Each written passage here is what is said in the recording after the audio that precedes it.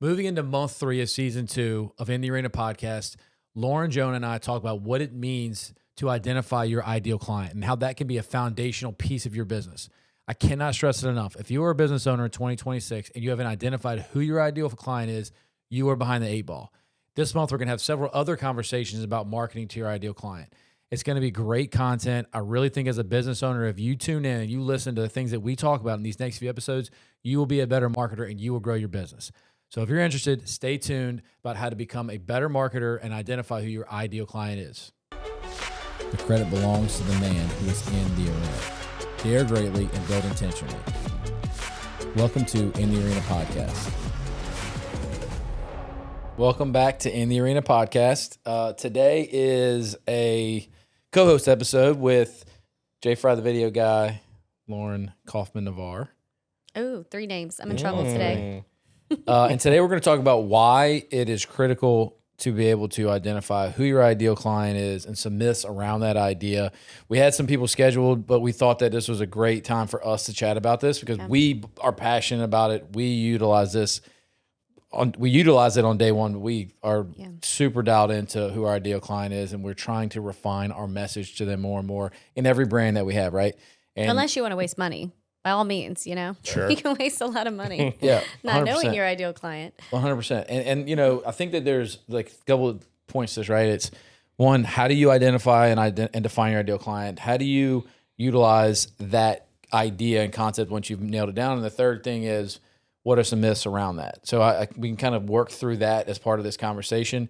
And I really believe that over the 3 months of us doing this new season 2, we've talked about values. We've talked about identifying your purpose, which are great conversations. This is one of the first tools that you can, more tangible, that you can walk around every day kind of seeing you utilize it more. And I think that if businesses can dial this in as a part of this 3rd month of our process, I really think that you will see huge growth and strides between now and the end of the year. So what do we believe an ideal client is, right? And Teddy is Arena's ideal client. John is Lettuce Media's ideal client. We have very intentionally named our ideal client.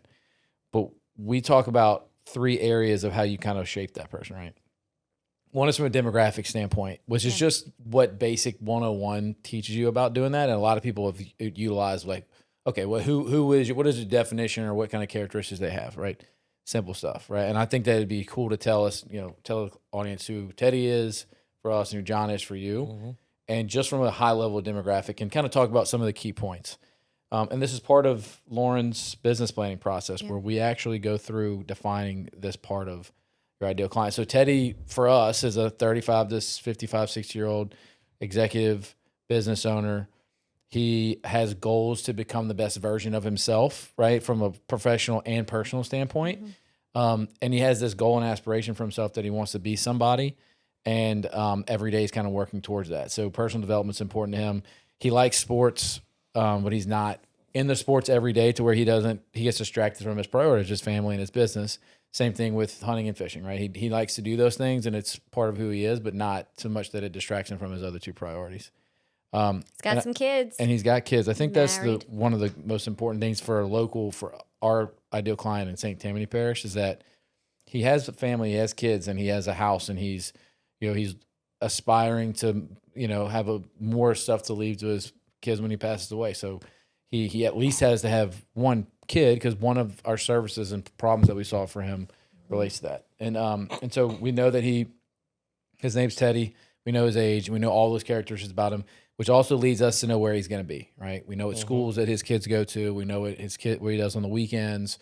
We know where he gets his news, which is a big thing that you talk about. Huge.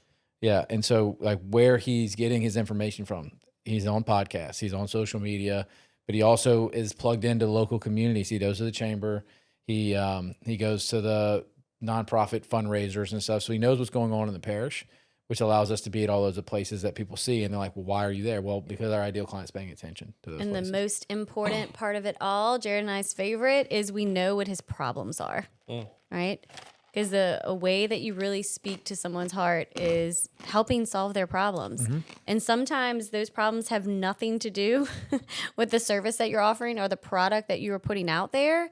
But if you can relate to that person and speak to the issues that they're having, then they're going to use you as a resource for whatever your industry is, whatever service, whatever product. Yeah. And again, getting into that too, right? Like, we have contemplated potentially having a wellness day because our ideal client wants to, again, become the best version of himself personally, professionally, and they both go hand in hand, right? If your business and professional life is going well, you're probably supporting yourself from a personal standpoint.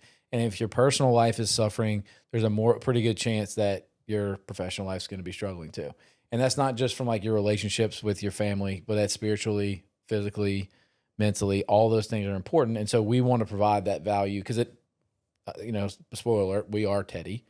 So we are trying to become that person too. So we can really relate to who he is. So talk about John a little bit. Good old John. I thought John was big. I always imagined Big John. We just good old. What did I say? Little? I think I said good old. Oh, okay. I thought we were little big, old John. Massive, Big old John. Solid muscle John. Oh, big boy. I got excited. I want to meet John. Yeah, he's 30 to 55, and he likes fantasy and movies, and he gets his news from like Twitter, Instagram, Facebook. Appreciates quality, and has no idea how to get there. That's one of his problems. He doesn't know. He likes when things look good, but he has no idea how to work a camera. Has no idea how to. I am John. Yeah, right. Has no idea how that works, but knows it when he sees it, essentially. And I think one of the most important things. I don't know why this is in my head, but like when I think of waste management, their ideal client is just people with trash, right? And it's a lot more than just like one aspect. Like the deeper you go with who your ideal client is, the way easier it is to make content for them, but also the more you're able to see where they are. Mm-hmm. You can get so insanely granular with it. Like somebody gave me crap for saying that he likes fantasy. It's like, no, he needs to appreciate what art is, that's important to know that. So I think being creative is important. He's got to understand how to get out of his comfort zone and be creative. And from a being able to relate to him standpoint, right? Like we post on social media sometimes and it might not directly speak to what you would immediately think a law firm or title company or escrow company would do. But it's because we might be posting something about us being on the Mandeville High baseball outfield fence sponsorship, right? And that, to me, I love sports, and I think that sports was a big part of my life growing up. I know that a lot of our clients' kids are in sports, so they can relate to that. And so we post that, and we promote ourselves being there because of that reason, right? We can relate to that, and it's a good. It allows us to connect with our client. I don't want the client that has a problem with us posting that. Yeah.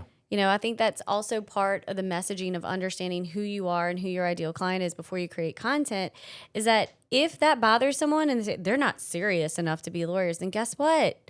You're not our guy. You're not our gal. Yeah. And that is okay, right? Because that relationship probably wouldn't go well when they call me and say, I have this legal issue. And I say, okay, this is your legal problem, but also you need to be a better leader. I want the ideal client that says, oh gosh, you're right. We need to approach that angle as well. And I want to work on myself in that way.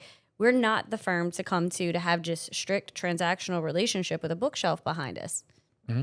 So it's okay if our content isn't for everyone. Yeah. And that's intentional. And I mean, in a way that we've said that a lot and we're presenting to people is like, you'll get the feedback from the audience in the room that it say, well, I'm worried about posting all my professional stuff on my personal page.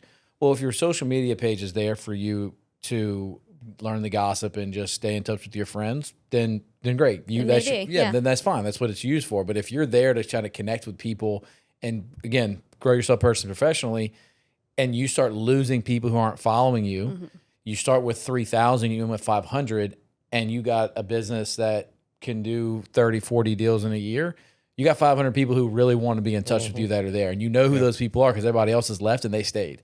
And so I challenge people who understand who their ideal client is to start posting things that they want to see on their personal page. And don't be afraid of people leaving as long as you've maintained the number of people that'll sustain your business. And keep posting so that those people can keep seeing you.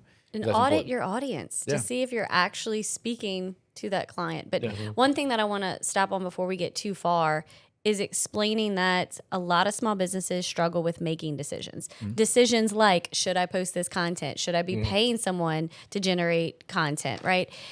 that indecision fatigue slows your business down, slows your growth cycle. And 9 times out of 10, it's not a task or a decision that is motivating to an entrepreneur. So that's when it starts sucking the life out of you and you feel like it's just too exhausting to own your business. So ideal client is the third step in your decision-making box. So it starts with your values, your purpose, and ends with your ideal client. When you complete that circle, I said box, but that circle, that's where you start making your decisions. And with the ideal client, you do that by actually giving them a name. Yeah. Like if you notice, Jared immediately said, like, we have Teddy, Jonah has John. And then you start describing that person. When they take on a life of their own, it's easier to involve them in the conversation. Sometimes people fight me. I don't want to pick a male or female. Or I've had women business owners like, I can't believe that your ideal client is a male. Why wouldn't it be a female? Well, I'm still going to work with all the female entrepreneurs, and some of them probably identify really well with Teddy or are married to Teddy or, some way referral partner adjacent to Teddy. But at the end of the day, having a name allows you to seamlessly place them in the conversation without revisiting all the facts we just described. Yeah. Rather than saying like, our ideal client, okay, I don't know, are they going to be there? Let's go through it. Okay, yeah, they are at golf tournaments, so maybe we'll do that whole sponsorship. No, it's just like, is Teddy there? Teddy's there. Move on, right? It allows for the efficiency. So I do force all the way down to a name for that person, whether they're male or female, whether they're married or not, because the tone of your messaging does change. Yeah. It's not going to be 100% true for every single person. I'm not trying to stereotype across the board, but facts are facts. Yeah. And your messaging has to be clear. And then you can decide over time if your messaging needs to be changed. But at least you tried something with clarity for an extended period of time to see if it was working, speaking to that client. Yeah. And there's two other, like a 2.0 versions of this first piece, right? Understanding your ideal client from a demographic standpoint. And you nailed one of them. It's understanding who your ideal referral partners are, but also your ideal employees. And so from a referral partner standpoint, when you can start talking about your ideal client, other people who want to be in touch with them will want to collaborate with you and partner with you to save you money on your marketing potentially, or to give you a bigger sales force, especially if you're a young business, right? Like you go to BNI or you go to these other networking events and you start talking about your ideal client. When other people hear, they know who that person is, they'll go out and they'll go connect people with you because they know that they're adding value to that person by connecting with you too. Right. And if you have the same ideal client as a referral partner, you can just double the amount of impact you can have because you can collaborate on events and lunches and things like that. And that's when you become a resource. Oh, yeah, for sure. Right? Again, we're looked to understanding Teddy's problems. He has a lot of problems, right? So if you can add value by saying, I might not be able to solve every problem for you, but I'll be the resource that will connect you with everyone that can solve those problems. And you've built out that network of people that understand him, then you are going to be a resource. And at that point, you're building a relationship, not having a transaction. Yeah. And then the other part of that is the ideal employee.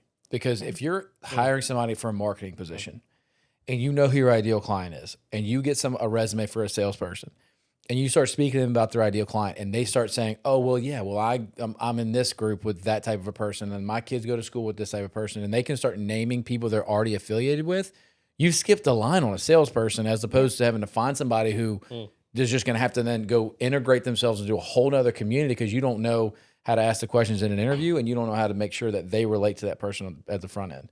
So sales positions are an easy way for you to find value in this ideal client concept, because those people, being connected with those people before they even start with you is much easier than having to spend 2 and 3 years connecting before they can start building relationships. And that ideal employee, an ideal referral partner, the common thread that has to be there is the desire to solve the problems for the ideal client. When that connection's not there, then there's never going to be synergy and there's never going to be an adoption of the relationship as a core within that group, right? You have to pick people that understand your values, which we talked about, at length a couple months ago, but then also understand like this is their problem and I'm willing to solve it. And they're not questioning, is this worth my time? Yeah. Is this a priority to me? Yeah. It's understood. Yeah. And I can be a practical example. We were just talking about Jenny Lazo. Her as a real estate agent, her ideal client right now is that person who's transitioning from their last home to the nursing home. So she wants to help them with that transition. And we are trying to get in touch with people to help with their estate plans. And so we can fit in that mold with her. And then she's out networking with people, and then we're out there. So she helps them with the real estate side, with the legal side. And we have this common thread of adding value and solving different problems for them, but it's the same common person we're trying to be in touch with. And so, you again, and we've talked about who our ideal client is. She approached us because there was an opportunity and synergy between us and solving problems for people. So, so after you get past the demographic piece of it, I like to look at and focus on what is your client's goal, right? Because until you've identified who they are, it's hard, you have a hard time identifying what is their ultimate goal. Like, who do they want to be? What are they trying to accomplish? And how, how do you define what that is, right? And so we've kind of worked through that from Teddy's standpoint, and we're getting better at it. But really, the story branding profile to me is what really stands out. So the story branding profile states that you should not be trying to promote yourself as the hero of the story. You should be able to create your client as the hero of the story. So it doesn't look like I've been in business for 20 years. I've got 11 attorneys, and we do all these things. We serve this many clients. We've got this many awards. Do attorneys say stuff like that? Yeah. Your client doesn't care, right? No. They don't want to hear about you being the hero of your story. They wake up in the morning thinking, how can I be the hero of my story? How do I accomplish the goal that I set out to accomplish? So once you've defined who Teddy is, then you have to say, okay, what is going to allow him today to feel like he accomplished what he set out to accomplish? And defining that, it's sometimes hard because, like, for us, it's like, yeah, he wants to accomplish this from a goal within his business and hit these milestones. But, like, is that truly what his goal is? Is that who he really wants to be at the end of the day? And the answer is maybe not. Like, it's a part of it. It's a part of it. It's a part of it. Yeah, he wants peace. Exactly. He wants to feel like his version of success. Yeah, he wants to feel accomplished, that he's met his impact and his purpose, and that he's lived and fulfilled to the fullest ability his own personal well-being, what he wants to be, right? Which, by the way, is really hard to contribute to. For sure. When people don't yet have a sense of awareness. So yeah, we really become counselors at that point. But that's the fun part, because if you're a person who helps somebody get to $1 million, when they get to $1 million, now you no longer can help them, right? And so if you can help somebody accomplish, like, become the version of themselves that they've always aspired to be, they're going to have issues that are going to pop up, whether that is $1 million in business, but then there's another kid that came in and grandmother passed away, and all these different things that can happen, buying their third home, buying investment property. Like, you can be a part of all those things that they feel is allowing them to become that person. And so, what does Teddy want? Like, Teddy wants to become the highest version of himself. So ultimately, whenever he passes away, he has a legacy to pass on to his children, whether that's a goodwill type of reputational legacy and just lessons learned type of deal, or tangible assets that they can pass on. And so, understanding what that goal is allows you to be able to speak to what they want and attract them to you, because you're going to say, hey, I know who you are and everything you have going on in your life. I know what your goal is, and now I want to help you accomplish that goal. So the messaging goes from, I've done all these things in my career, I've helped all these people, and I've accomplished all these things, to I've helped a lot of people become the best version of themselves and pass the legacy on to their children. If that's what you're interested in doing, I can help you. So now you're talking about helping them get to their goal. My favorite Teddy conversation is like, okay, that was step one. So what's your bigger goal? Yeah. Let's keep going. Yeah, that's the first goal. Right? The same Think thing bigger. with messaging is, I forgot who said it. It's probably Gary Vee. I can't remember. I want to fact check me. But, like, businesses in 2026, you have to be your own marketing and, like, video marketing company. And, like, that's how does a business who has, again, one of their problems at Teddy, like, we don't know, y'all are attorneys, y'all don't know how to make videos. You know what I mean? And so it's like, that's, but it sounded great that we should right. partner with you to have a video marketing company. Yeah. So, like, but that's true though. Like, if you're a business and you want to advertise your story and attract your John, you need to become a media company. And guess what? We're solving that problem. Yeah. You know what I mean?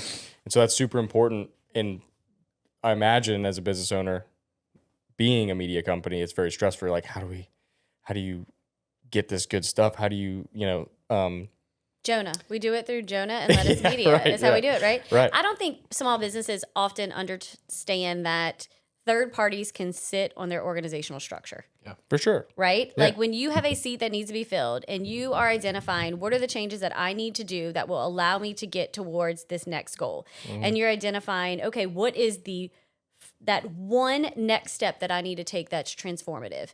and they say it's video content. Yeah. You don't at that moment have to become an expert at video content. That would likely be a distraction for 98% of businesses. It would just turn into a hobby, a destructive hobby. Right? 'Cause you start, but you know, what can you do? You can meet Lettuce Media. You can meet other resourceful companies in your area that do specialize in it. And you're proving that point that I make all the time, that I love to study people that do things that are impressive to me. Jared actually gets in my case that I'm not impressed by a lot of people. It is true.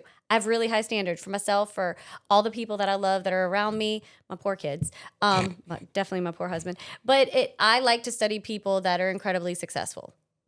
None of them tried to be everything. All of the most successful people in the world are resourceful. And to me, marketing is a very easy way to outsource, but you have to be intimately engaged. So if you notice, we outsource the video content to Lettuce Media, but who's in the videos? Right? We're still there. You still have to speak to your ideal client because you still are your business. And you know who it You're is. still the face of your business. So you can't walk away from it, but you don't have to become an expert in it. But you got to show up. Yeah. And that marketing, that whole entire bucket is there, and it fits in with sales. You go do your sales, but let the branding be done by the professionals. Yeah. And we post, this is just like, again, I'm not trying to become the hero of the story. I'm just talking about practically speaking. We believe pretty well to our ideal client. We post 8 45-minute podcast episodes a month. Plus we do 25 short content videos a month too. And it takes us 6-7 hours a month to do that. Yeah. And it's on rinse and repeat, right? And so, I mean, you know, from a marketing standpoint, how many, and not only that, we do it in a way where 8 of those meetings are one-on-one conversations with people who are trying to get business from anyway. So it's the meetings on It's a camera, double up. and then we get to post it and people get to hear our conversation. So, you know, the video production stuff allows you to speak to a broader audience of your ideal client if you're speaking the right language and you know who they are and you know where they're going to live and be watching their news and getting all their information. If you know all those things from that person, then you can go where they're at based on demographics and speak to what their goals are. The third piece of this ideal client puzzle that we talk about are the issues that you've been talking about, right? So you know who they are by their demographics, you know what their goal is. And once you identify those 2 things, you can start looking at the 3 to 5 things that are between where they're at and where they want to be. Yep. And that's where the magic happens, in my opinion, because that's where you can identify the 1 or 2 of issues that you can solve, and then the other 3 to 5 that you can go pull from your database of networks and resources to connect with them. So now that you're bringing people together and solving their problems in some way that doesn't even really benefit you other than the relationship capital that you get by making the connection. And that's where I think But the how magic happens. fulfilling is that, right? When it 100%. says it doesn't benefit you, I think people are so limited in mindset of what benefit truly is. You know, when we have a broad purpose for Arena to just contribute to a better local ecosystem, right? There's other words in there, but that's what it boils down to. And so anytime that we are helping a business owner, we are fulfilling our purpose, even if it's not $1 in our pocket. Because at the end of the day, that ecosystem will give back all day to us and then to our kids in the future, right? So it's sometimes your job is just helping people expand their mindset, expand their vision, be open to collaboration, not be fearful of competition. I think all of those things are challenges when people walk into the room and say, Jonah, I'm ready to make some content. You know, what do I need to say? Yeah. So like we walk through a lot of the ideal client side, but what is it like when somebody comes in for the first time and they really don't have any direction? How can you help them? Well, how do you actually create the tools now to take those 3 pieces, the demographics, the goals, and the issues, to actually attack those people? Yeah. If you, if a business is ready and they have done that work, right, and they do know who they're talking to and honestly, like, why they're doing it, right? Like, why am I making the content? That's a big thing. Like, you know you need to, but why are you? Which kind of goes into, you know, who you're talking to in the sense, but you need to make that language make sense to your ideal client.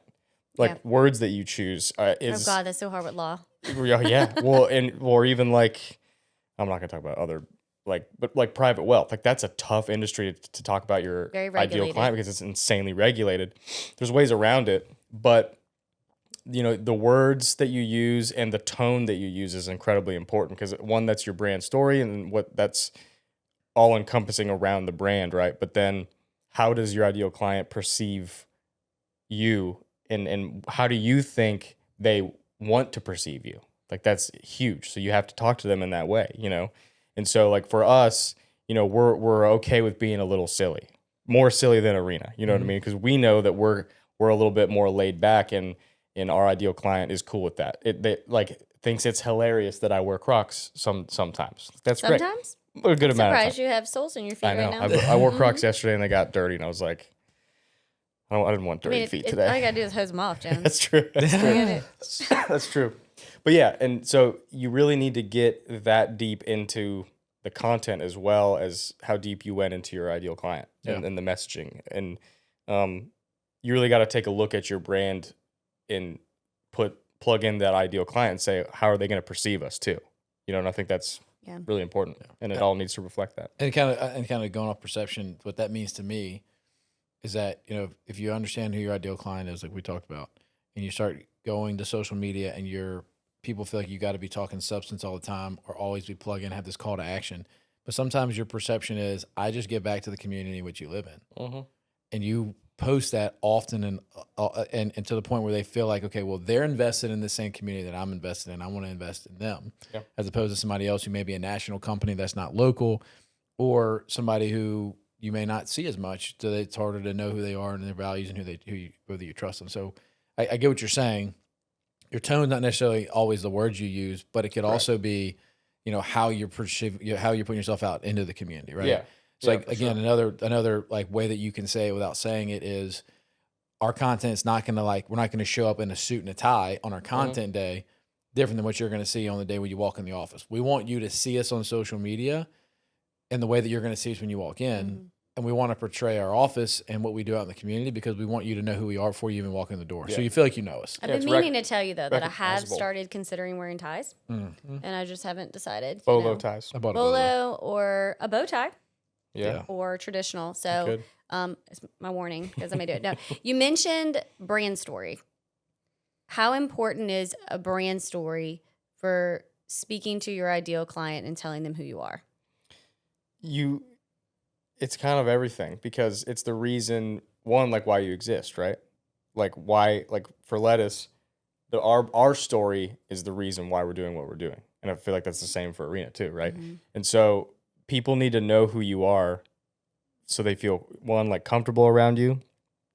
They already have a understanding of what you're about that they can agree with and connect with. They have this connection with you. That's you know, it's similar to like art. Like you look at a painting and like you have your perception of it and you like it, you know, and that needs to be very clear. Does that make sense? Yeah, no, I mean, every time there's a new business that we're working with and we start talking about marketing, I'm just like, you need a brand video. Everyone needs to hear your story because that is your launch. That is your release. That's like, hey, world, here I am, and this is what I'm about. And you can describe your purpose. You could describe your values without, you know, being on camera and just sitting there stating them, right? But just the vibe and the energy that you're giving in that video is what is going to draw the people that align with those values. So I'm happy to hear you say that because that's how I feel. Like that's your starting point. If you haven't done a brand video, what does it matter if you're giving these little mini clips? Because that's just bits and pieces of information. But this is your 1 to 3 minute story. It's your story and it needs to be authentic. Like and I'm not saying that it has happened before. Like you can't tell people a certain thing about your business and then somebody walks in and they don't feel like that's at all what it is. Like it has to be super authentic and it has to make sense. You know what I mean? Like if you say, you know, you're laid back and you like love your clients or whatever, like, you know, fluff words people say, and then they walk in and like somebody's yelling, you're like, oh boy, that's not authentic. There is yelling at Arena Collective. And if it is not clear in our brand story, I want it to be clear. Right. Sometimes it's laughing. Sure. Sometimes it's not. Yeah. But you want it to feel authentic when people walk in. That's really important. And avoiding that whole stock footage thing. You know what I mean? Like you create your own stock footage and it needs to reflect what the look and feel of the business is. Because when you walk in, and you don't have that warm feeling that you're trying to go for. And it's like, what was the point of making that video? It Shameless wasn't plug authentic. for Zach, right? I mean, he definitely does the photography and can do that too. So that's good. And it's so easy to do brand videos and brand shoots too. I mean, we once a year take 2 to 3 hours on a Saturday. Everybody comes, we go around town, we visit some of the business that we're in. We got the camera, we're taking pictures, and now we have video and footage for the entire year that we can put on different things. So it's magazine us, like ad, pluck a photo. You know, new social post, we're having a party, pull the B-roll footage. And it's everything that it's what you guys encompass all the time. And what you wear, it's all familiar. It's all, and each employee has their own little twist. Yeah. And you're not having, Luke wear a suit, because Luke doesn't wear suits. He wears funky patterned things. You know what I mean? He wears the best shirt. Yeah, you got to rein him in a little bit, but that's authentic and that's true. That's real. So like, that is one of the biggest things is you want people to be familiar with it when they experience you in real life. So we've talked about a brand shoot and telling your story, right? Yeah. Like that's important as part of what you're doing. That lives on your website. It lives on your social media channels, highlighting your story over and over again. And when I say over and over again, once, twice a year, big push for this cool refresh video. or whatever. Refresh. Yeah, it's important. It's been getting people come and go, and you got to replace people. So it's over time. Once you get the content, you can use it in different ways. Yeah. You lose 40 pounds. You now look like your fat big brothers. He is so excited about the brand shoot. Yeah. I know. You're going to look great, Jared. Yeah. That's just going to make you not put the weight back on. 100%. It's going to make me go work out the next month. When's that scheduled? Yeah. So brand shoot's important, but something else that we do too is like, you get that content, and we do a lot. So like when I say we do like 8 hours a month, like you could get away with 2 and have plenty of content for your business, right? So but like we do that much content, but the way that we utilize that tool to attract Teddy, right? Knowing who he is, his goals and his issues between him and his goal.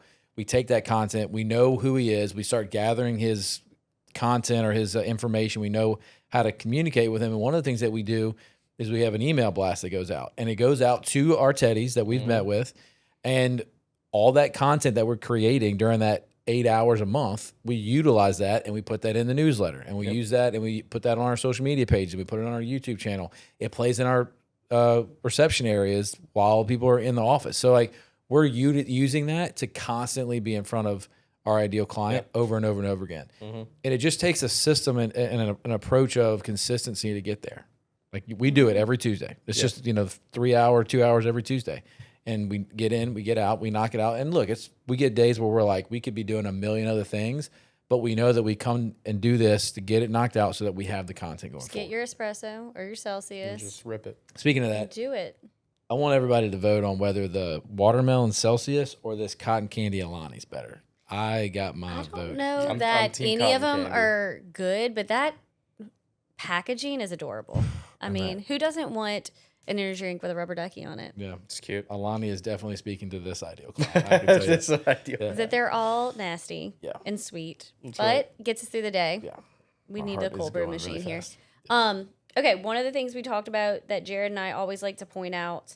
Talking about those myths. Of those myths, yeah, we really got to get on that side. So lead us into that conversation. Yeah. So the third piece, right? The myths that we hear. I think this is important to talk about because there's the 3 that Lauren talks about. The one that I hear a lot is if I identify an ideal client and I start speaking directly to them, am I limiting my impact on who I can do business with? The answer is absolutely not. No. Now, if your ideal client is like 3 people in the whole world, like, I mean, you need to broaden your perspective there a little bit. But if you're... That's a bad business model, not a confused ideal client. Yeah. So, we tell people all the time, if you know who your ideal client is, what I have found that it has done is that it has had other people who may not be my ideal client want to become that person. So they come and they're attracted to doing business with us because they want to learn what it is our ideal client's doing. Or their ideal client's sister or mother or cousin or brother, and they're like, hey, you need to speak to this person because I really think you can help out their business. And then other people within that circle of whoever ideal client is will then call you and say, hey, my friend who also is doing the same things that I'm doing also wants to connect with you. And then it just starts compounding that way. And to be really intentional and specific about what we do is we take our ideal clients and we interview them in the podcast, and then we give them the content and they share it with the people that they're friends with who are most likely to be in the same circles. And now all of their people know who we are. And it just continuously grows our network the more people we have in our podcast studio and the more people we connect with. And so that's that one myth I think can be completely squashed. If you start getting into it and really focusing on targeting that person, you'll realize that that space is really big, and it allows more people to be able to know who directly to send to you clearly, instead of having to kind of guess and who you want to work with. So I would just expound upon that absolutely it's not limiting, it's being intentional, right? Spaghetti at the wall is expensive. Marketing is already expensive. So if you're not being intentional with those dollars, then you're just casting a wide net, and then the individuals receiving it don't even know if it's for them. If you're consistent in your messaging, you're constantly shooting at the same target. Your chances of hitting that target are much higher. And then the beauty behind it is I can still have somebody from outside of that ideal client realm call and ask to do business with us, and we can still say yes. We just didn't pay for that lead. Who doesn't want a free lead, right? So you're still going to get the benefit of it. They're still going to come in. And then what is also saving you money is when you cast that wide net, you have a higher chance of having more leaks of energy and resources and mistakes that are going to be costly. Because if you have your ideal client, you focused on what their problem is, and you've built your systems and processes around that ideal client's problems. And 9 times out of 10, everybody's heard the term work smarter, not harder. If you build your system around something, you are working smarter. There's going to be less resources expended on it, and you're likely going to do a good job. If you're trying to solve the problems for 10 different people, I promise you're going to drop the ball. You're going to owe somebody money. You're going to have to reimburse your service fees. Your product's not going to work for them. And all these things are costly setbacks that really slow down a small business from growing. So to that point, can you still do business with people that are not your ideal client?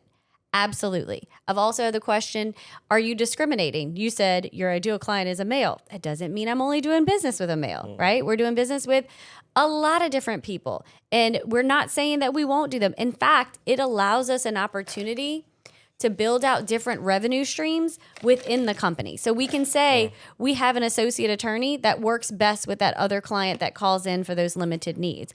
But if we have a new landscaper starting a new company that comes in, it's not worth my time to meet with them when we have somebody that can. And if they need the advice of attorney, it doesn't make sense for them to pay $375 to $450 an hour to ask me for business advice when they can get it for $225, right? And so it allows you to be really intentional with your employees, your people, and that saves you from a lot of liability and a lot of leaked resources. Yeah.